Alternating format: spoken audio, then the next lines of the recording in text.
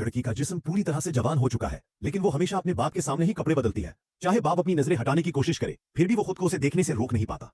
लेकिन बाप बेटी का यह अजीब बर्ताव उनकी घटिया जिंदगी का बस एक छोटा सा हिस्सा है, क्योंकि जो चीज उन्हें चाहिए होती है उसे वो किसी भी तरह हासिल करके ही रहते हैं। उन्हीं में से एक है यह बेचारा लड़का माइक। दोनों कॉलेज में साथ पढ़ते थे। सूफी पहले से ही माइक को पसंद करती थी।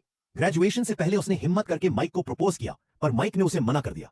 अपने प्यार को दूर जाते देख सूफी का गुस्सा 7वें आसमान पर पहुंच गया। जब उसने माइक को उसकी गर्लफ्रेंड के साथ रोमांस करते देखा, तो सूफी ने ठान लिया कि वो माइक से उसका बहुत बुरा बदला लेगी। एक दिन जब माइक पहाड़ पर अकेला आराम कर रहा था, तभी अचानक पीछे से कोई आया। उससे पहले कि वो कुछ समझ पाता, उसे बेहोश करके घसीट कर ले जाया गया। जब गाड़ी रुकी तो सूफी बाहर भाग कर आई और उसे अगवा करने वाला कोई और नहीं बल्कि उसका बाप था। उसके बाद बाप ने उसे एक गुलाबी रंग की दूरी दी। सूफी बहुत खुश हो गई और फौरन अपने बाप के सामने ही कपड़े बदलने लगी, और वो बूढ़ा आदमी वहीं खड़े होकर उसे चुप चुप कर देख रहा था।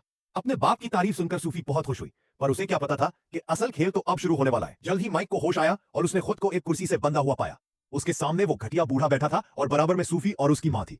बेचारी औरत का चेहरा बिल्कुल बेजान था। साफ पता चल रहा था कि उस पर भी बाप बेटी ने बहुत जुल्म किया है।